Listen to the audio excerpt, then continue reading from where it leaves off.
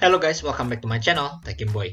Jadi hari ini kita masih akan berkutat seputar industri farmasi ya, tapi berbeda dengan video yang sebelumnya, di mana kita melakukan karakterisasi terhadap komponen yang kompleks, struktur kimianya. Sekarang kita akan lebih berfokus pada prosesnya gitu ya, terutama berkaitan dengan unit batch gitu ya, reaktor batch.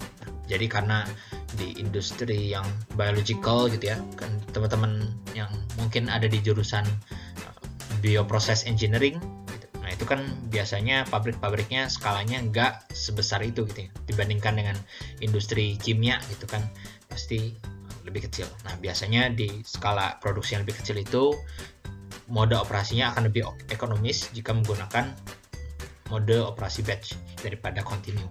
Nah, karena itu di sini salah satu fitur yang terdapat pada Aspen Plus adalah bagaimana memodelkan reaktor dalam bentuk batch.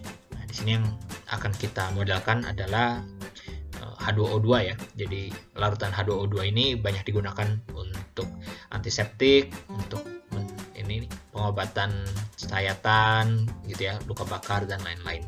Nah, di sini yang kita akan teliti adalah reaksi dekomposisi dari H2O2 yang akan menjadi oksigen dan air. Ada dapat reaksi kinetiknya, dan di sini poin utamanya sebenarnya adalah kita mau membandingkan dia reaksi di temperatur 25 dan di temperatur 5 derajat Celcius. Ini menggambarkan lebih baik si H2O2 ini akan disimpan pada temperatur berapa gitu ya. Oke, nah kita akan buka sekarang Aspen Plus. Kita klik new, tapi kita akan gunakan template di sini specialty chemicals with metric unit. Oke. Akan tunggu sebentar. Kita punya 3 komponen, H2O2, ada H2O, dan yes, dan ada O2. Di methods parameter kita ke NRTL, kita klik estimate using Univac. Ya, di sini kita udah dapat ada tambahan baru, interaksi antara H2O dan O2 yang tadinya kalau pakai NRTL tidak dapat terdeteksi ya. Jadi kita pakai Univac untuk mengestimasi binary interaction ya. Oke, nah sekarang kita akan gunakan air batch di sini. Dia punya satu input dan satu output. Di sini untuk inputnya kita kasih nama in, untuk outputnya kita kasih nama out. Di sini 25 derajat, kita ambil dulu yang kasus pertama ya, suhu ruang 1 atmosfer. Sebenarnya kita di sini nggak dikasih tahu basis ya, basis flow. Mungkin kita anggap yang gampang 100 ya. Berarti kalau 100 kg per hour, ininya 3, ininya 97. Ini kan 3% berat ya. 3% berat. Oke, beres di in. Sekarang di reaktor ini kita akan mengasumsikan punya temperatur yang konstan di 25 untuk kasus pertama. Kemudian untuk kinetik kita harus bikin reaksi ya di sini. Nah, kita dapat dalam bentuk power law ya. Power law. Oke.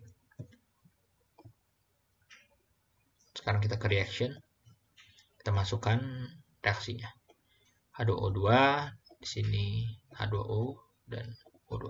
Ini min 2. 1. Ini 2 ya.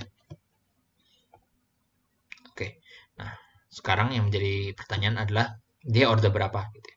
Di sini kita dikasih tahu kalau K-nya ini unitnya per second ya. Nah, berarti kita bisa tafsir juga kemungkinan ya, sebenarnya ini udah dikasih tahu sih. Order reaksinya itu 1 terhadap H2O2. Nah, berarti di sini eksponennya kita masukin 1. Karena kalau kita nggak masukin sama sekali artinya dia order 0 gitu ya. Kita masukin dia di sini H2O2-nya 1 ordernya. Close, kita masukin data kinetik 4,8 ini.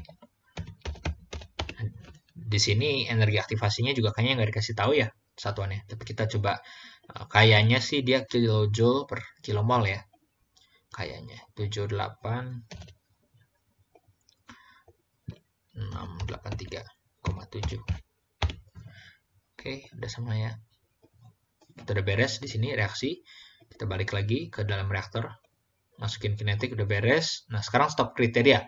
Kalau kita punya reaktor batch, ada suatu kriteria yang mengindikasikan bahwa ya rentang waktu itu ya cukup gitu ya. Kita masukkan kriteria nomor 1 di sini, ada di reaktor. Kita di sini diminta akan berhenti saat konversi 90%. Berarti kita di sini masukkan konversi 90% atau 0,9. Komponennya adalah H2O2. Satu lagi adalah approach from. Ada dua pilihan di sini. Ada above dan below. Berarti kalau below 0,89, nah dia akan masuk ke dalam stop kriteria. Tapi kalau above ya berarti 0,91 seperti itu ya. Nah, kita mungkin di sini pemikirannya adalah kalau kita udah nyampe 0,9 itu udah stop banget lah, nggak boleh lebih. Nah, berarti kita akan approach dia dari below. Nah, sekarang operation time kita mungkin akan coba spesifikan dari batch feed time gitu ya. Karena di sini kita pakai botol, kita asumsikan dia cepat ya untuk feed time-nya. Kita masukkan coba 1 second di sini. Calculation-nya dalam misal 1 bulan, interval antara profile point-nya kita run. Ini kalau time interval between profile point ini terserah ya. Ini nggak harus ngikutin. Maximum calculation time juga bebas mau dievaluasinya berapa lama. Kita di sini bisa cek pertama dari profilnya. Nah, ini ya. Kemudian juga bisa cek di sini di bagian result ada masalah reaction time di 73 jam untuk mencapai konversi 90% ya. Nah, ini kita bisa copy gitu ya, kita ingat-ingat lah, kan kita cuma ada 2 temperatur. Oke, kemudian kita bisa ganti sekarang temperaturnya menjadi 5 derajat Celcius. 5 derajat di sini 5 derajat. Oke. 5 derajat 5 derajat. Oke. 41 jam lah ya. Nah, kita cek di sini. 397 ya. Reaction time-nya lebih besar gitu ya. Tadi 40-an ya, 47. Sekarang 300. Nah, artinya apa? Berarti saat kita turunkan temperaturnya ke 5 derajat, dia lebih lama supaya konversinya 90%. Gitu ya. Kalau misalkan kita di 25 derajat untuk konversi 90%-nya dia lebih cepat. Nah, ya. Jadi seperti itu kira-kira cara berpikirnya dan bagaimana cara reaktor batch bekerja gitu ya. Yaitu berdasarkan ada stop kriteria. Oke, teman-teman, segitu aja video kali ini. Semoga bermanfaat. Jangan lupa untuk like, comment, dan subscribe jika video ini bermanfaat buat teman-teman. Oke, sampai jumpa di video selanjutnya. Dadah.